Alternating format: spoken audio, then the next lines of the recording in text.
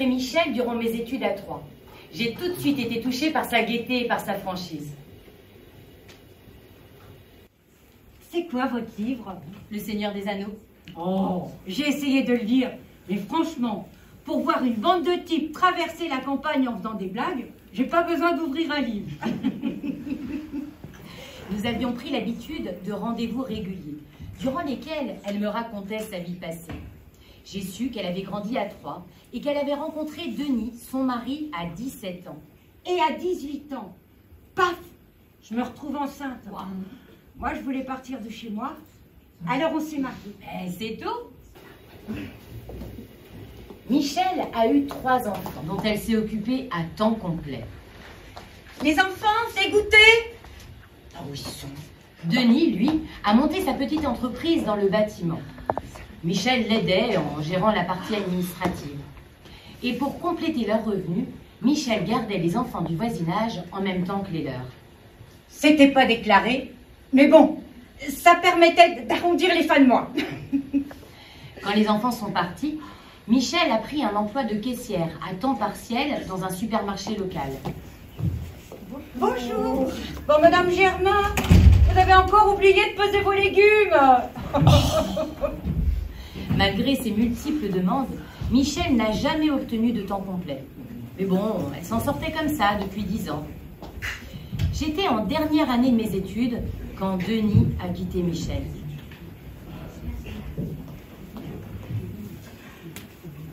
Je suis soutenue pendant toutes ces années.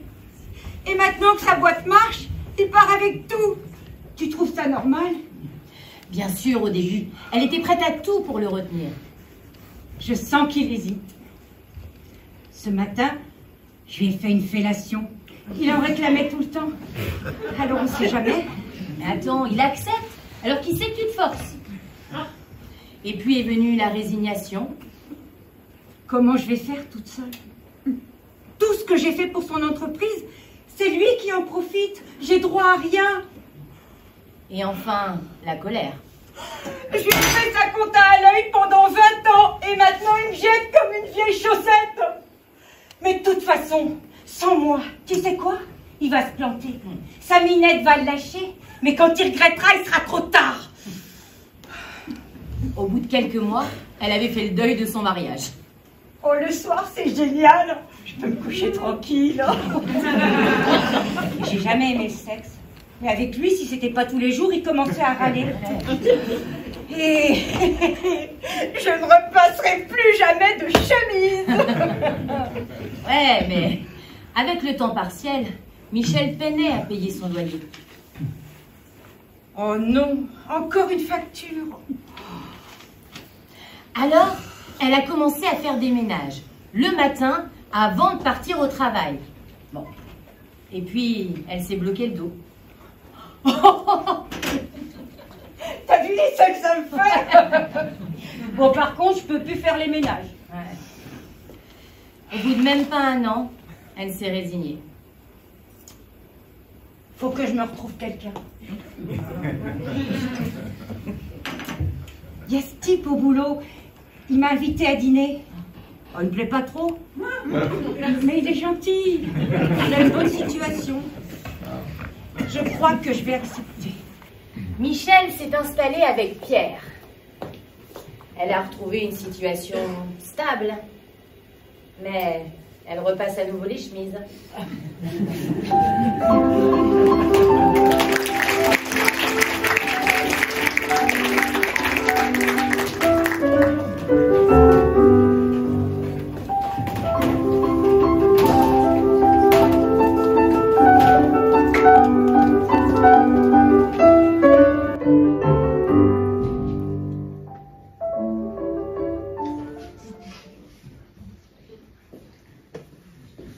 Encore aujourd'hui, de nombreux couples hétérosexuels suivent le même schéma que celui de Michel.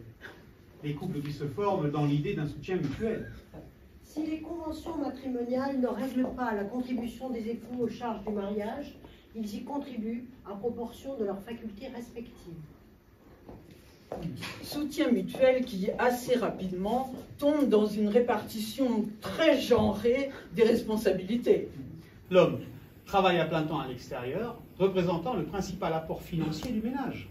Il effectue pour une entreprise ou pour son propre compte ce que l'on appelle le travail productif.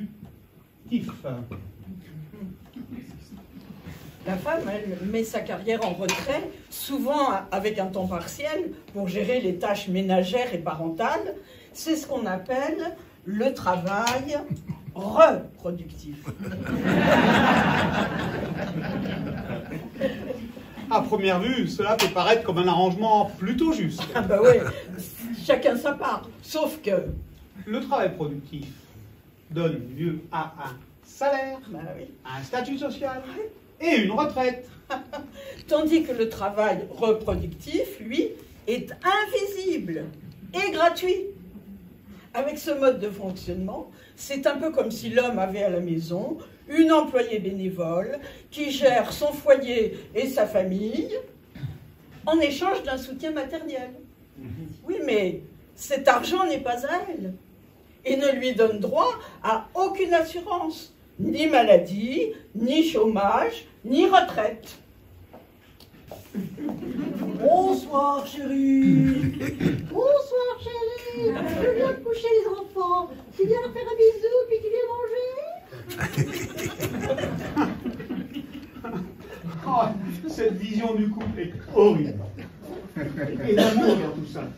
Mais bien sûr qu'il y a de l'amour dans tous ces couples, mais ça n'a aucun rapport avec les tâches ménagères. C'est un gros piège de dire aux femmes, si tu ne fais pas ce travail gratuitement, si tu ne te sacrifies pas pour moi, c'est que tu ne m'aimes pas. Piège qui bénéficie aux hommes, d'ailleurs, même s'ils n'en sont pas toujours conscients, car ils peuvent profiter de ce temps pour se construire une situation financière confortable. Alors, tu veux dire que tout ça crée une relation de dépendance dans les couples Eh oui, et que c'est pour de fausses raisons que l'on est ensemble. eh oui. Et qu'il serait donc plus sain que chacun reste indépendant financièrement. Et ben voilà, ce travail entre, cette répartition, je veux dire, entre travail productif et travail reproductif ne fonctionne que tant que le couple tient. Or, on le sait aujourd'hui, toutes les relations ne sont pas éternelles. Et non. Ce qui fait que bien des femmes qui ont pris des congés parentaux ou des temps partiels se retrouvent bien démunies après une séparation. Vous voyez les statistiques. Oh, voyez, 25% de revenus en moins pour les femmes. Pourtant, on se dit que ce n'est valorisant pour personne de rester en couple par besoin ou par sens du devoir. Ben non. Alors, pour défendre l'idée de relations saines basées sur des sentiments réciproques, il faut équilibrer cette situation. Des idées ?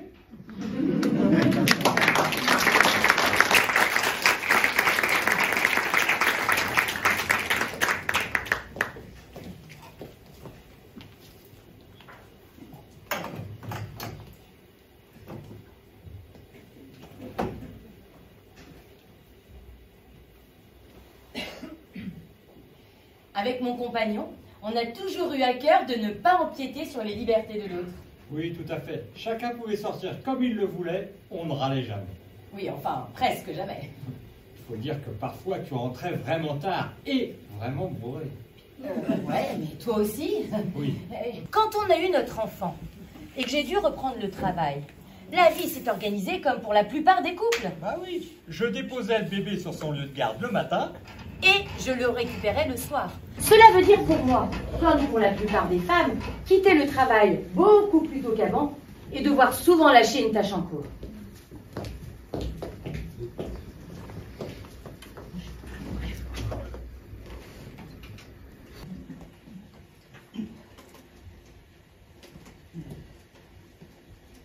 Emma, tu viens déjeuner ?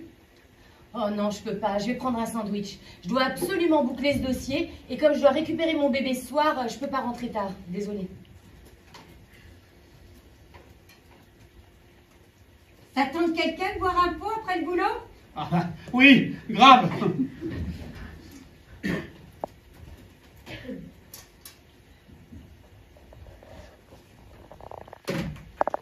Bon, bah, bonne soirée, hein. Salut. Quand même, elle part vraiment tôt. Être considérée comme une feignante. Alors que quand je rentre du boulot, on peut pas dire que je vais me poser tranquille, c'est quand même un monde. Chaque jour consistait à ramper sur la dernière ligne droite de son énergie disponible, pour tenir jusqu'à l'arrivée salvatrice de son compagnon. Arrivée qui se faisait parfois douloureusement attendre, car si une fois mère, la plupart des femmes renoncent à leur liberté nocturne, la réciproque ne se met pas en place facilement. Allô, chérie, je pars seulement du boulot.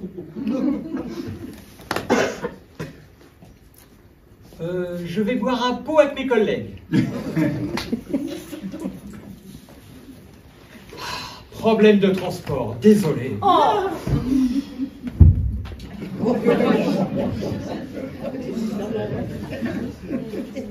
Chérie, c'est moi. Je vais aux toilettes, c'est pressé. Mais tu peux pas y aller au boulot! Mais j'ai pas le temps là-bas. Bon, cette notion de ne pas avoir le temps est très relative, car le temps, nous le trouvons bien, nous, pour aller chercher nos enfants. La question qu'on peut se poser, c'est qu'est-ce qui pousse beaucoup de conjoints à avoir plus de conscience professionnelle que familiale? Ah, bien sûr. Si des vies sont en jeu, la question ne se pose pas de la même manière. De même, si on a un emploi précaire qui nous contraint à des horaires tardifs. Mais dans beaucoup de boulots, les plannings et les dossiers à finir ne vont pas s'auto-détruire pendant la nuit. Il est donc tout à fait possible et normal de les laisser en plan pour aller secourir une compagne au bord de l'épuisement.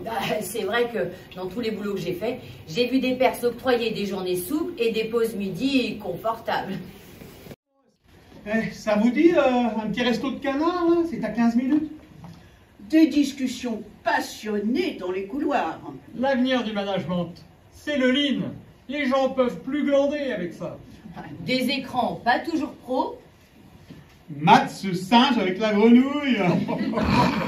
Ouais, et quitter le bureau à 20h pour terminer leur boulot. Désolé chérie, t'as pas finir. Ne m'attendez pas pour dîner. Ce qu'on comprend très rapidement avec l'heure des mamans, c'est que... Une fois qu'on devient parent, rester tard pour finir son travail, c'est une forme de confort, pas un devoir ni une valeureuse prouesse. En fait, c'est que notre société implique encore aux hommes aux hommes et aux femmes des échelles de valeur bien distinctes. Alors, en offrant du temps à leur entreprise, les hommes ont plus le sentiment d'accomplir leurs devoirs qu'en rentrant tôt pour retrouver leur famille.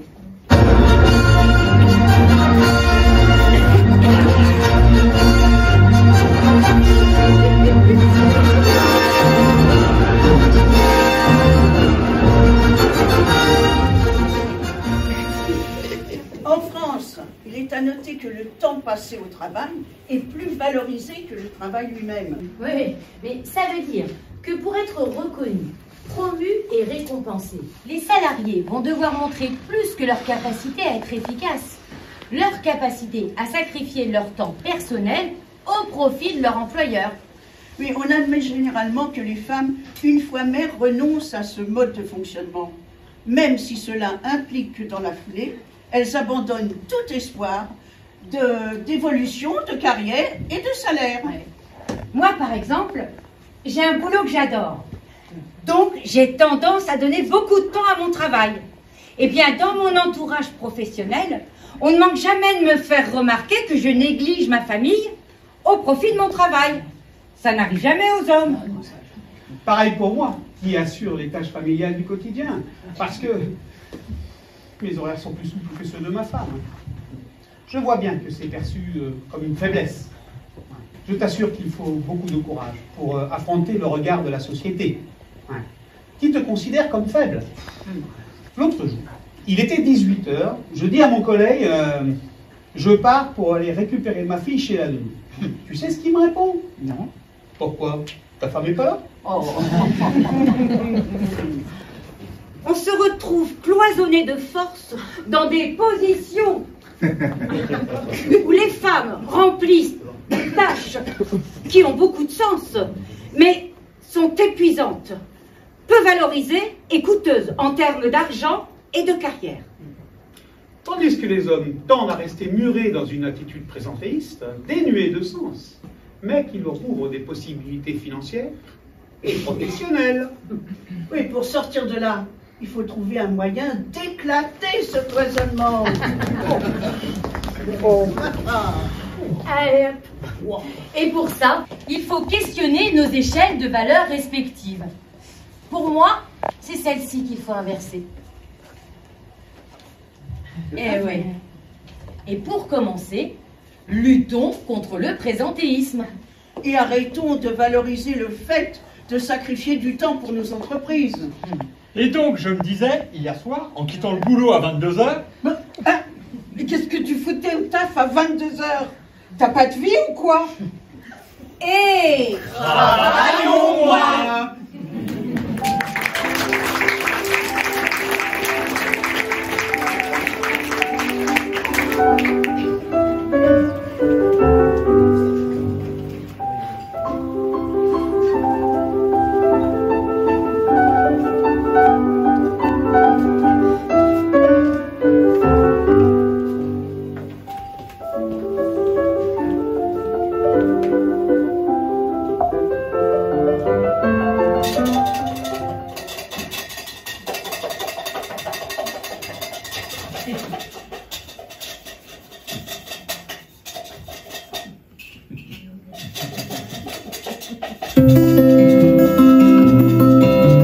Yo que esta diaria solo fui un holgazán y soy el guardián de sus sueños de amor, la quieren morir. Pueden destrozar todo aquello que ven porque ella no soplo lo vuelva a crear como si nada, la quiero a morir. Ella para las horas de cada reloj y me ayuda a pintar transparente el dolor con su sonrisa. Y levanta la torre desde el cielo, está aquí, me cose las alas y me ayuda a subir a toda prisa, lo quiera morir. Conoce bien cada guerra, cada herida, cada ser, conoce bien cada guerra de la vida y del amor también.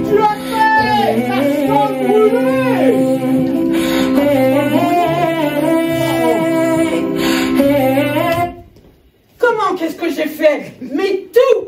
J'ai tout fait! Voilà ce que j'ai fait! Eh, fallait me demander, je t'aurais aidé. Non mais attends, comment ça devrait-elle te demander? T'es pas capable de voir tout seul ce qu'il y a à faire. Et t'es pas un enfant qui est sa maman. Voilà. Et t'es un adulte, au même titre que ta femme. Oh, ça va la leçon de morale. Moi, je peux pas être partout, j'ai des responsabilités, moi, au travail. Et puis toi, tu veux toujours que tout soit propre, bien rangé. Mais moi, je m'en fous. Mais je m'en fous que tout soit propre et bien rangé. Et puis pourquoi il faudrait toujours faire comme toi, tu veux? Ah oui, parce que moi, je ne travaille pas peut-être. Hein, et puis c'est bien facile de dire que j'en fais trop. Mais tu trouves quand même normal de trouver une maison propre, rangée, que les courses soient faites, les factures payées et les vacances organisées. Hein. Qui a la charge mentale de tout ça? Voilà. Ça y est, la culpabilisation. Bon, allez. Eh, petite expérience. Cette table est embarrassée. Faudrait la ranger, non? Ouais.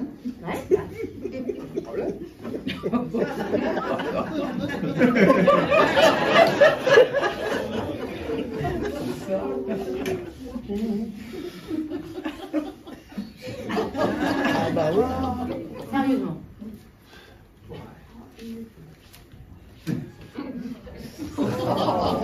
Tu vois, c'est quand même pas compliqué.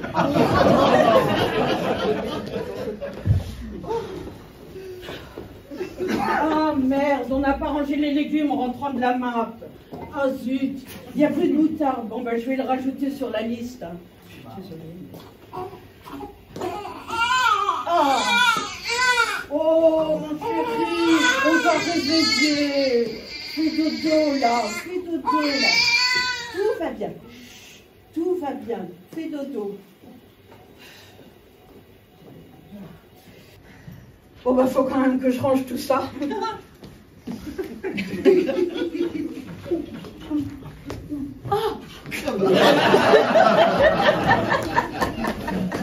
Franchement.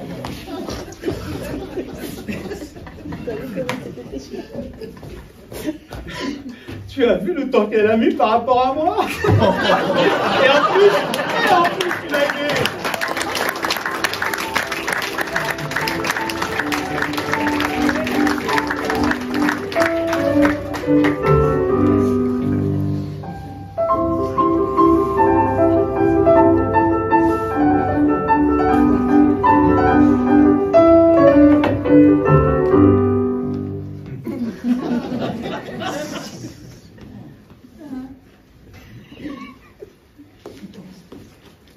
Waouh!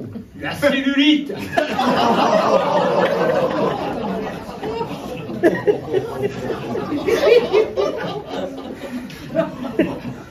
Ce n'est ni la première ni la dernière fois que j'assiste à ce genre de sortie de la part d'un homme. À la limite, qu'il ait un point de vue, c'est pas vraiment le problème. Ce qui devient embêtant, c'est qu'il se sente autorisé à l'exprimer publiquement et en toutes circonstances. Tout notre environnement médiatique nous incite à jauger et à scruter le corps des femmes. Il en est même saturé. Au cinéma, voyez les attitudes qu'on fait prendre aux stars, comme Marilyn Monroe, Brigitte Bardot, Sharon Stone, ces trois magnifiques James Bond girls, ou Adèle Exarchopoulos. Bien que ce soit toutes des femmes intelligentes, Marilyn Monroe avait un QI de 158, Sharon Stone 169. Sachant que le QI moyen oscille entre 90 et 109, on voit bien que c'est pas pour mettre en avant leur intelligence, présente dans ces attitudes provocantes. Dans la pub, l'univers de la BD ou les jeux vidéo, c'est encore pire. Les femmes y sont représentées de façon hyper sexualisée. Elles n'ont souvent ni dialogue, ni rôle, ni même de prénom. Elles sont là uniquement pour faire vendre un produit. Déjà, dans les années 20, le peintre Mouchat, pour faire vendre des petits beurres. Ou de la bière. Ferdinand, pour vanter les bienfaits du gaz acétylène qui servait à allumer les lampadaires dans les rues. Je serais fort étonnée, et vous aussi j'en suis sûre, d'avoir déjà vu une femme sur une échelle dans cette tenue en train d'allumer les réverbères. En gros, elles sont là pour servir de caution nichon.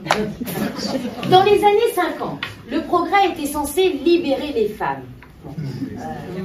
Éventuellement, évidemment, ces tâches ménagères leur étaient entièrement dévolues.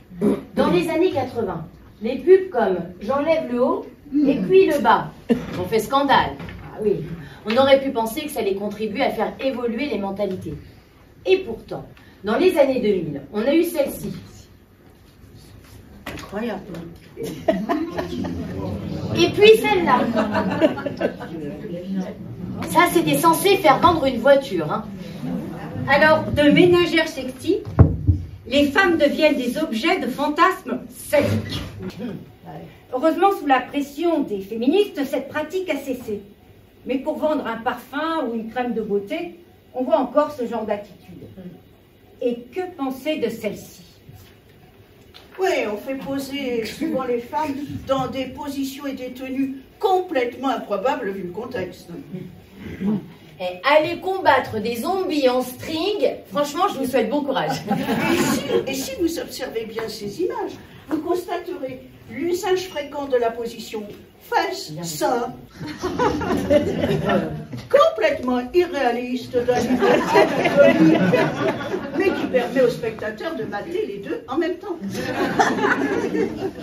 Et comme notre société est tout entière agencée pour le regard de l'homme hétérosexuel, cette façon de regarder le corps des femmes est la norme. Bah oui. Et même les femmes finissent par traiter les autres femmes comme le font les hommes. Apparemment, c'est la manière qu'il faut avoir pour être cool.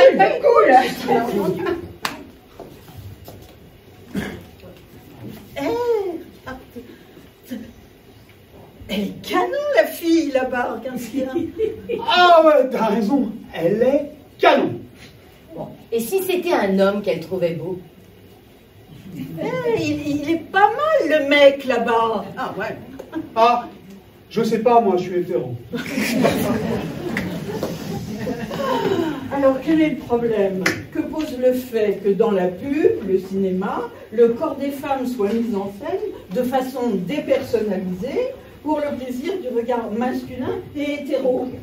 Plein de problèmes en fait. D'abord, ceux qui ne sont pas hétéros doivent s'adapter, soit en s'identifiant en des rôles féminins peu valorisés, soit en s'imaginant en mâle hétéro. Et c'est quand même problématique d'avoir à choisir entre la potiche et la norme du mec hétéro si c'est pas ton identité. Bon, ensuite, les hommes sont habitués à scruter et à commenter le corps des femmes. Ils ont du mal à nous appréhender sous un autre angle. Ah oui, et c'est flagrant au boulot quand on voit passer des candidates à un poste. Les premiers commentaires visent toujours à savoir si elles sont agréables à regarder ou pas. Et nous savons toutes que nous ne sommes jamais paisibles. Que ce soit dans la rue, dans les transports, au boulot ou en soirée. On sait qu'on nous regarde, qu'on nous jauge comme des objets. Et ça nous empêche de lâcher prise et de nous concentrer uniquement sur ce que nous avons à faire. Bien sûr. Or, si l'on considère les femmes comme des objets et non comme des personnes, cela induit un certain type de comportement. Car si l'on interagit avec une personne, à l'inverse, on se sert d'un objet.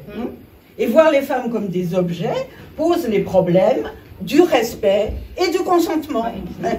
On ne demande pas l'avis d'une chaise quand on veut s'asseoir dessus.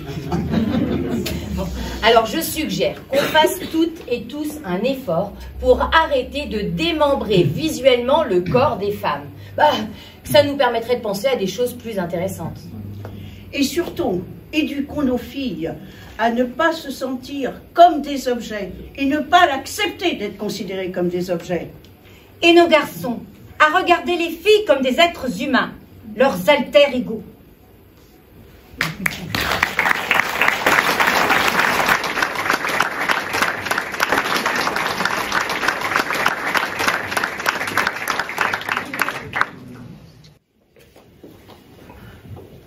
Il y a 6 ans, Emma a intégré un milieu professionnel extrêmement masculin. Pour couronner le tout, elle avait pour tâche d'organiser le travail des hommes qui étaient sous sa responsabilité. De plus, elle était enceinte. Elle a donc connu ce qu'on appelle un environnement professionnel hostile. En fait, toute sa journée consistait à d'aimables interactions de ce genre.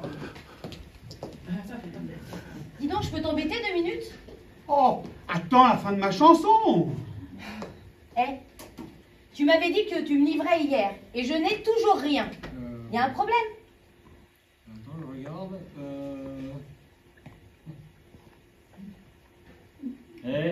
T'as piqué la robe à ta grand-mère? Non mais ça te regarde ce que je porte? Ça y est, c'est la crise. Il est normal, dans ce genre de situation, de s'énerver et de remettre le type à sa place. Sauf qu'une femme qui s'énerve, ça attire toujours ce genre de réaction. Et le fait de lui faire sentir qu'elle réagit de façon déplacée permet de la manipuler. Et ainsi, grâce à cette manipulation, on peut empêcher les gens de se révolter. Oui, ça a même un nom. Ça s'appelle le gaslighting. Il y a 2 choses qui favorisent le gaslighting d'une personne ou d'un groupe de personnes. D'abord, la solidarité des dominants entre eux. Dans ce cas, la solidarité masculine. Et des conditionnements sociaux qui biaisent notre perception de la réalité. Dans ce cas, le patriarcat pousse à voir l'agressivité masculine comme une façon légitime de s'affirmer et l'agressivité féminine comme de l'hystérie. Et l'histoire des suffragettes est un exemple typique de gaslighting. Au début du XXe siècle, les femmes n'avaient pas le droit de vote. C'est-à-dire qu'on ne les considérait pas vraiment comme des êtres humains responsables. Oui, un peu partout en Europe, les femmes militaient sans grand succès pour obtenir ce droit. En 1903, le mouvement des suffragettes s'est formé dans l'optique de passer à un mode d'action plus violent, comme par exemple s'enchaîner à des bâtiments publics, brûler des édifices typiques de la domination masculine ou faire irruption dans des assemblées typiquement masculines. Et ces actions ont mené beaucoup d'entre elles en prison, où quand elles entamaient des grèves de la faim, on les gavait de force. Elles faisaient aussi des manifestations, durant lesquelles elles étaient molestées par la police. Des hommes les entraînaient dans des ruelles et les violaient. La police fermait les yeux. Et pourtant, ce qui était critiqué et médiatisé à l'époque, ce n'était pas la violence que constitue le fait de priver des êtres humains de leurs droits. Ce n'était pas non plus la violence avec laquelle on tentait de leur faire abandonner leur lutte. Non, ce qui était critiqué, c'était la violence des suffragettes. D'ailleurs, on entend encore ce genre de remarques actuellement concernant les fémènes, par exemple. Ouais, enfin, en tout cas, on retrouve bien les deux dominantes dont on parlait tout à l'heure, la solidarité des dominants entre eux, et un contexte qui biaise le ressenti des gens. Il était perçu comme normal que les femmes ne puissent pas voter. Ah, ce n'est donc pas une violence que de les réprimer violemment. En fait, c'est toujours la violence des opprimés qui est montrée du doigt. Alors je me demande, quel niveau d'humiliation, quel niveau de violence légale devra-t-on atteindre pour qu'on nous estime légitimes à réagir en dehors du cadre que nos oppresseurs ont défini pour nous? Vous vouliez me voir? Ah oui, nous sommes dans l'obligation de vous licencier. Hein? Allons, madame, ne vous énervez pas. Ayons cette discussion calmement entre adultes.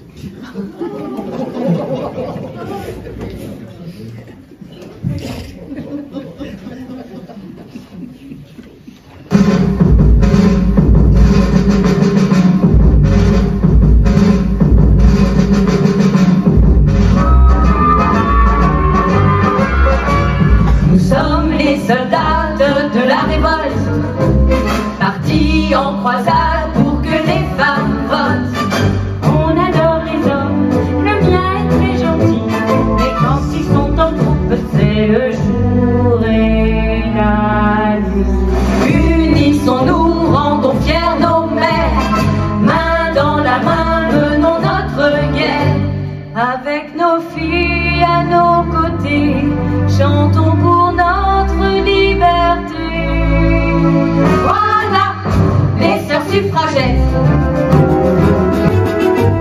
De Champs-sur-Marne au Lavandou, bientôt dans tout le pays, on n'entendra plus que ce cri. Debout les femmes, debout! L'égalité des hommes, des femmes, voilà ce que nous voulons. Courage, car nos amis sont arrêtés, mis en prison. On ne veut plus servir ni obéir. On se bat pour nos droits comme de bons soldats. On n'a pas peur! Unissons-nous, rendons fiers nos mères, main dans la main, menons notre guerre.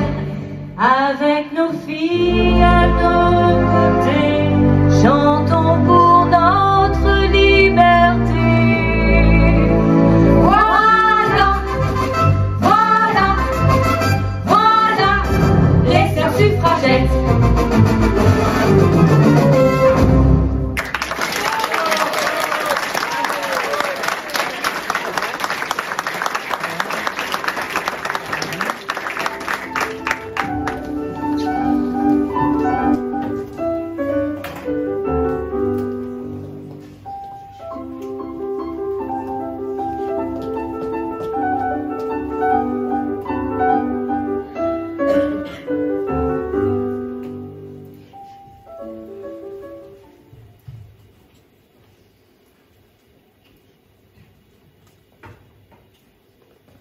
T'as pas de très belles mains quand même. Mais je t'ai pas demandé ton avis. Oh, détends-toi, c'était pas méchant.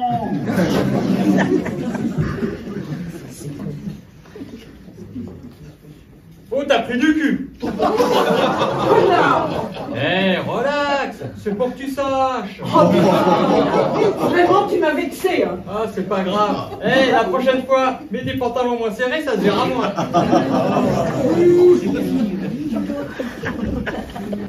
Chaque fois, c'est la réaction de défense plutôt que l'attaque qui semble déplacée. Et on finit par se sentir fautive. Nommons les choses clairement.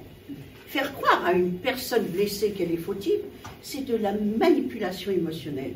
Et le ressentir régulièrement finit par lui faire perdre le repère. Il est tellement humiliant de s'excuser d'être blessé qu'à force, on finit par ne plus réagir aux provocations. Ça te dirait d'aller boire un pot ce soir? Ah, c'est-à-dire que ce soir, je sors avec Véronique. Ah. Tu sais, la nouvelle de la compta, elle est super canon. Alors, bah non. Aujourd'hui, comme beaucoup de femmes, je suis devenue incapable de discerner les situations dans lesquelles j'ai des raisons de me mettre en colère, comme cette situation-là. Ce contrôle social de nos émotions commence dès l'enfance. Chez les petits garçons, par exemple, l'agressivité est considérée comme normale. Elle est même jugée comme une qualité pour devenir un homme. Ah, c'est bien un petit gars. Plus tard, ce stéréotype leur coûtera cher, car ceux qui n'y correspondent pas ne seront pas considérés comme de vrais hommes et subiront de nombreuses humiliations.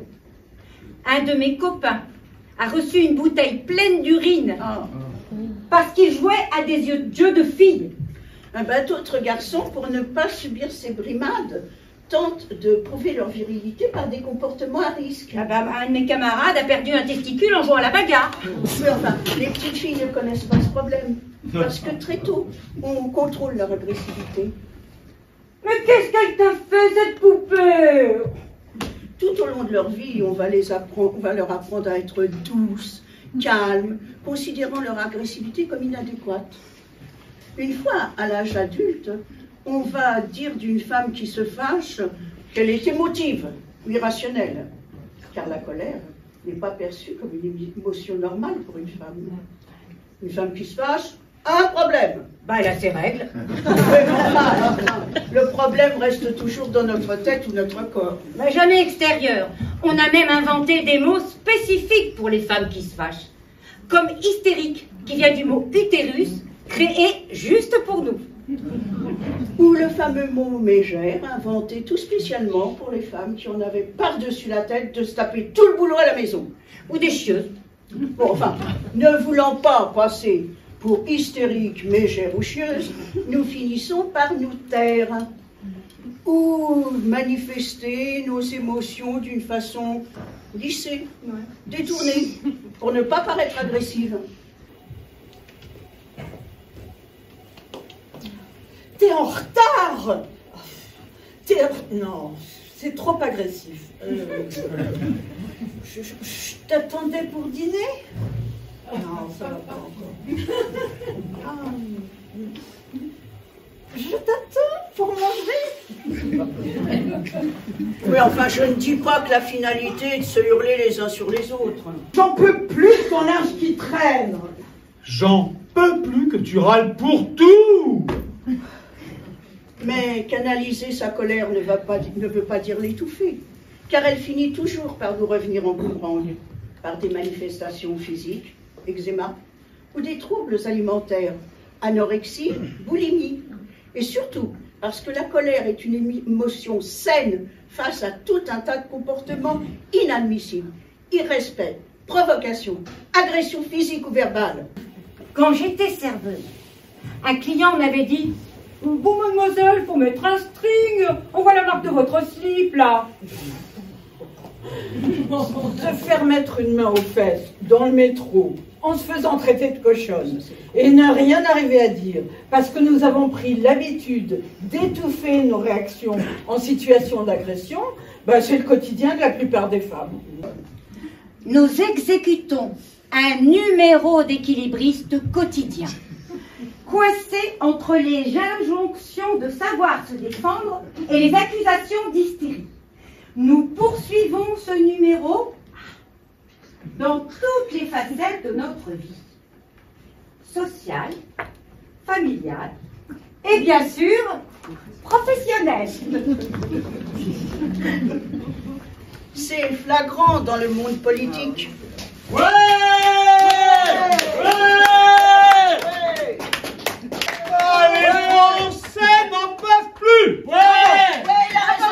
Il est temps de changer de politique. Blablabla. Voilà nos politiques à des couilles! C'est qui celle-là? Les Français n'en peuvent plus. Il est temps de changer de politique. Pète les plombs, là. Mais à la sirène ou quoi? Elle va nous déclencher une guerre en 2 secondes. Qui va garder les gosses? Avez-vous vu cette interview d'une électrice de Donald Trump? Une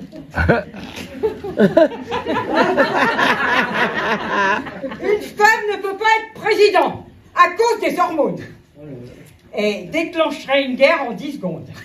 Enfin, si je ne me trompe, toutes les guerres jusqu'à présent n'ont-elles pas été déclenchées par des hommes?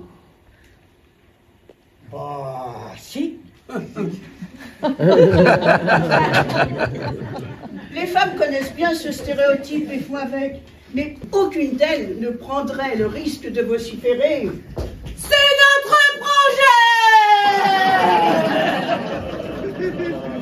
Et souvenez-vous au présidentiel de 2007, comment Nicolas Sarkozy avait tourné en ridicule la colère de Ségolène Royal lors d'un débat télévisé. Ouais, il avait gagné. Parce que si la colère assoit le charisme des hommes, elle décrédibilise complètement les femmes. Et ils le savent bien. En 2015, 200 étudiants ont participé à une étude. Il s'agissait d'un procès virtuel. On leur avait présenté des photos, des preuves, des témoignages et l'argumentaire des avocats. Les étudiants ont débattu avec les jurés par écrit. 3 du même avis qu'eux, 1 en désaccord. Et le juré en désaccord s'exprimait avec beaucoup de colère, utilisant ponctuation, une majuscule, rageuse, ponctuation rageuse. Et le juré en désaccord donnait exactement les mêmes réponses pour chaque étudiant, exprimées de la même manière excessive.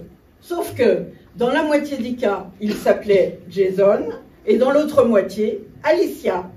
À la fin de l'étude, Jason a fait changer d'avis 18% des étudiants et Alicia, 0.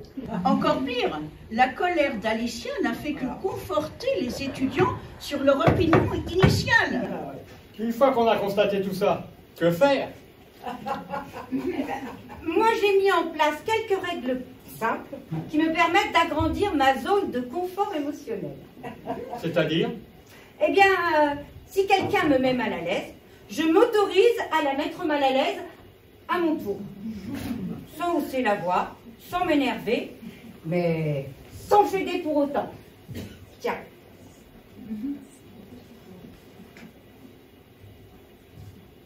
Eh, femme à lunettes, femme à... Enfin, tu vois ce que je veux dire, hein? Non, je vois pas, non. Au boulot, il arrive souvent que des hommes s'énervent contre moi. Mais je sais que si je fais de même, c'est moi qu'on va traiter d'hystérique. Tout ça, c'est de la faute des féministes. Oh, là, je me sens vraiment agressée par ton attitude. Oh, je suis pas agressif. C'est les féministes qui m'agressent, avec leurs conneries. Oh, moi, je m'autorise le droit de mettre fin à une situation désagréable en disant « Bon, je crois qu'il est inutile de continuer cette conversation. » Même si j'ai du mal à appliquer ces règles, je pense que c'est le meilleur moyen pour faire avancer les choses. Le seul problème, c'est que pour que ça marche, il faut que tout le monde s'y mette. Oui, enfin, chacune de ces astuces peut fonctionner. Mais à long terme, il faut apprendre à nos enfants, filles et garçons, que la colère est une réaction saine, utile, tout en leur donnant les outils pour l'exprimer efficacement. Et la prochaine fois que vous croiserez une femme que vous trouverez agressive, demandez-vous si vous penseriez la même chose d'un homme. C'est toujours bien d'essayer d'adopter un autre regard.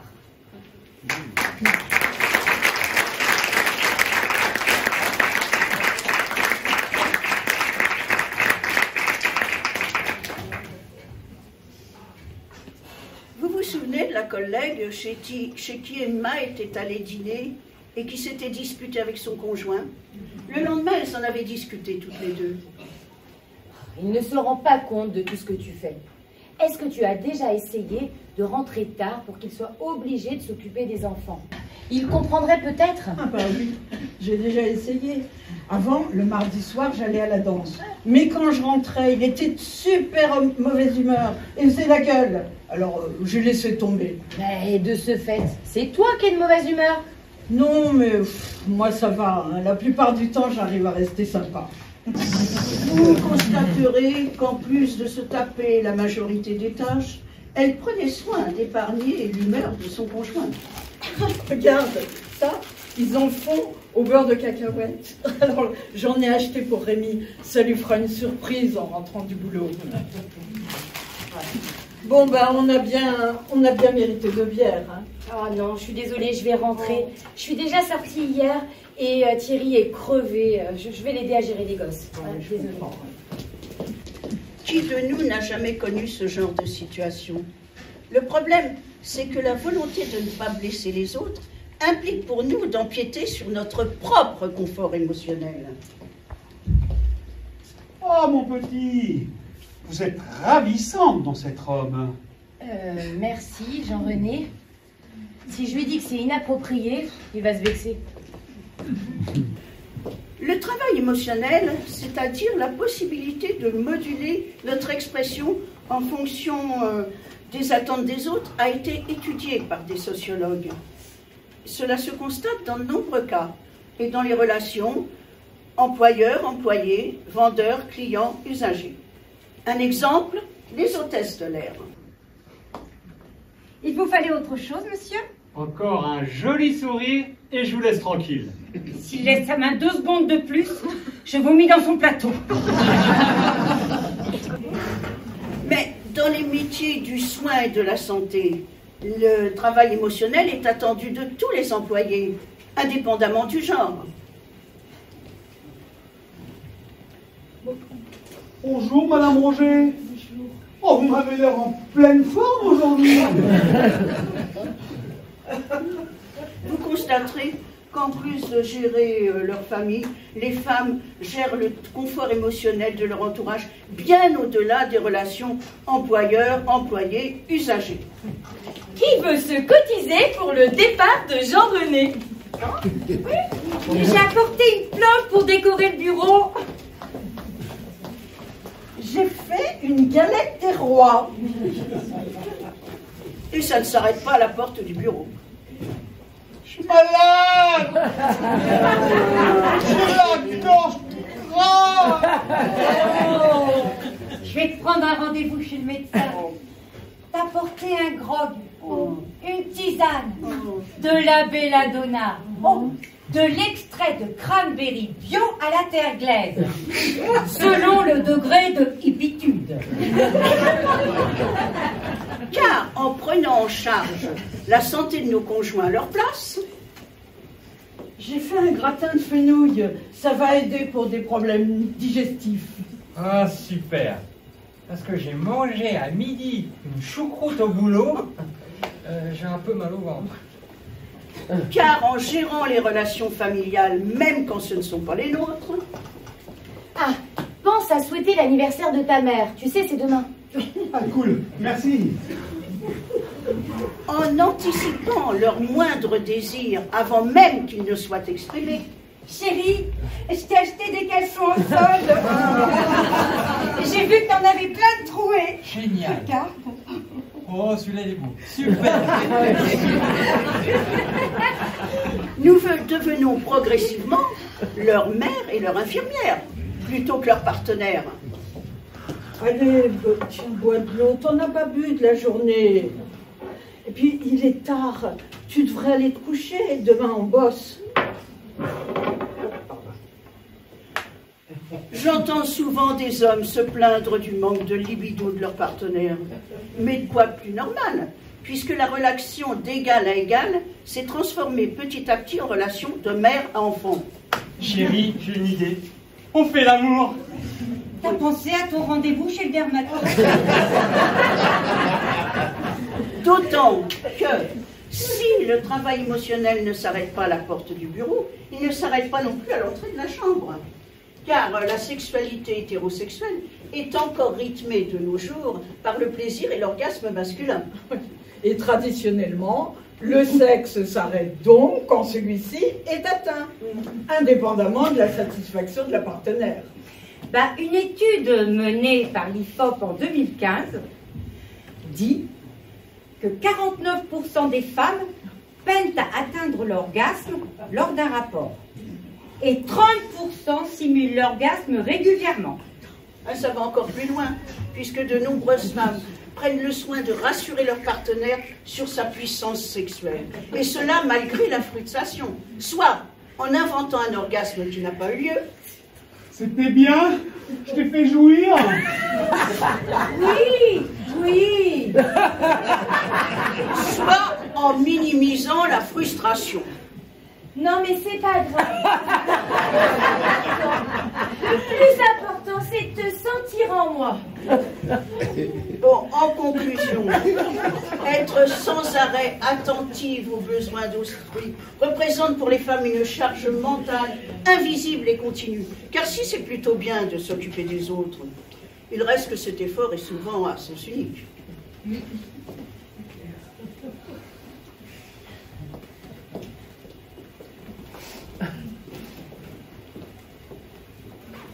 Bon, chérie, qu'est-ce que t'as? Oh, je suis malade, j'ai mal au ventre. Oh, tu sais ce qui te ferait du bien. Faire l'amour. Niveau d'empathie, zéro. Et comme vous le constatez, le travail émotionnel n'est pas apprécié à sa juste valeur.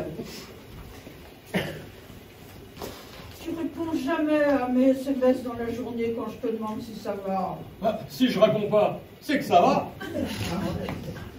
Oh, elle me saoule celle-là avec ses photos de robe. Mais qu'est-ce que j'y connais, moi? Prends celle que tu veux. Écoute, t'aimes bien quand elle met des jolies robes. Et puis tu sais, c'est surtout pour discuter qu'elle fait ça. Mais oui, les femmes essaient toujours de maintenir la communication dans le couple et dans la famille en général.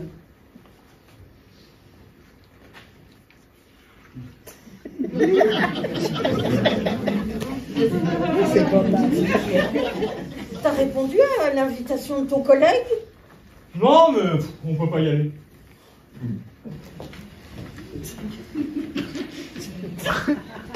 Et en fait, tu as un cadeau de naissance pour ta sœur? Non, mais tu sais, ma sœur, elle a besoin de rien. Le sentiment d'amour est indispensable à l'être humain. C'est même ce qui fait qu'il se sent exister. Dans les couples hétérosexuels, les femmes expriment leur amour en prenant soin de l'autre, tout en sacrifiant souvent leurs propres besoins. Oui. L'homme, lui, se nourrit de cette relation pour prendre sa place dans le monde extérieur, plutôt que de retourner à sa partenaire une attention réciproque. Oh, bravo! Merci. Je tiens à remercier ma femme qui m'a toujours soutenu, même dans les moments les plus difficiles. Ce transfert d'énergie, une politologue islandaise le nomme le pouvoir de l'amour. Loin d'être superflu, c'est ce qui permet à l'être humain de trouver l'énergie en lui pour pouvoir créer, entreprendre et investir la sphère publique. Oui, ce temps passé à s'occuper du bien-être de nos conjoints est autant d'énergie que nous ne consacrons pas à la réalisation de nos projets personnels.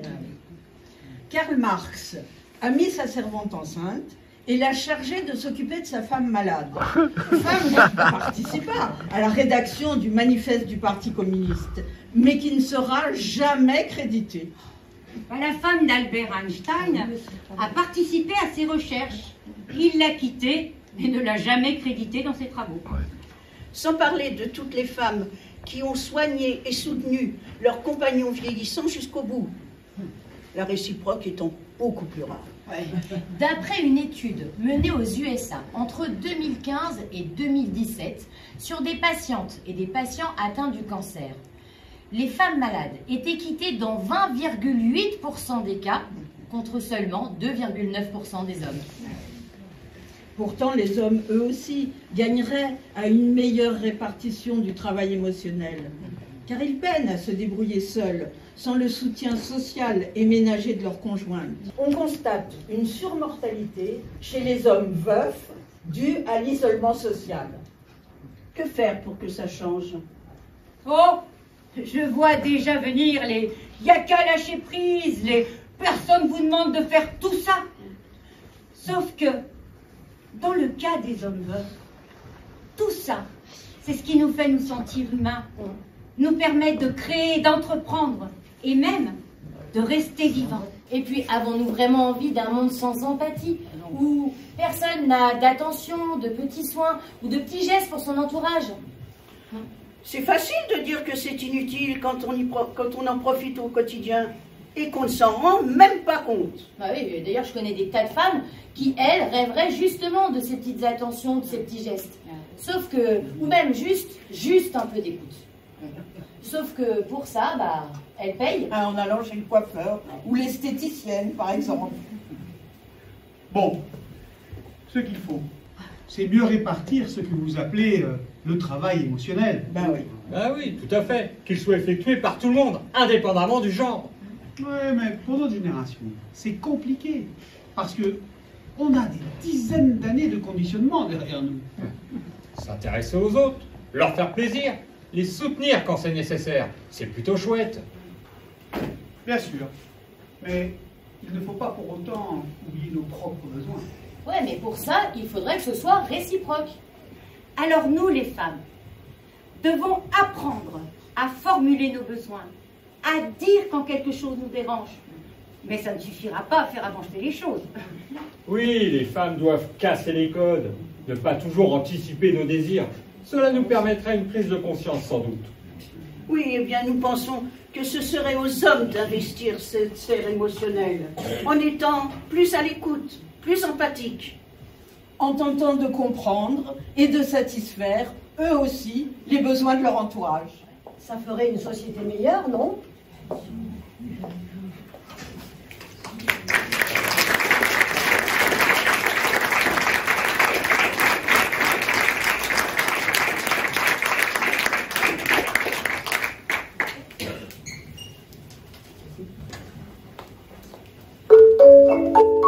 Elle et lui, c'est le jour et la nuit, c'est le sucre et le sel, lui et elle.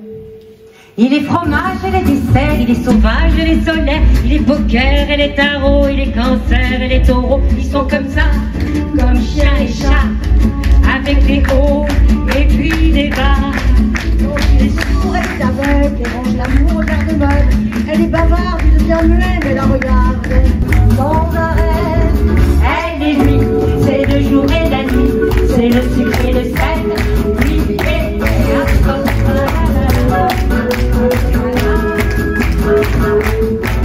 il aime la mer et la montagne, elle aime son père et la campagne. Et quand ça coince entre les deux, elle est province, il est banlieue, ils sont comme ça, comme chien et chat. Pour ces deux-là, plus rien ne va. Il est Bourgogne, elle est Bordeaux, mais sans vergogne ni verre d'eau. Quand rien ne bouge, tout fout le camp. Il est vin rouge, elle est vin blanc.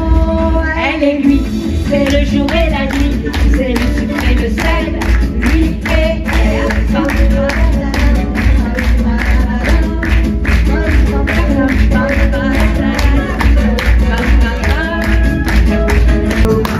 Il est galère et les dommages, il exagère et les mariages, il veut des gosses et les passions, et les carrosses et les voitures, ils sont comme ça, comme chien et chat, avec des hauts et puis des bas. Comme chien et chat, pour ces deux-là,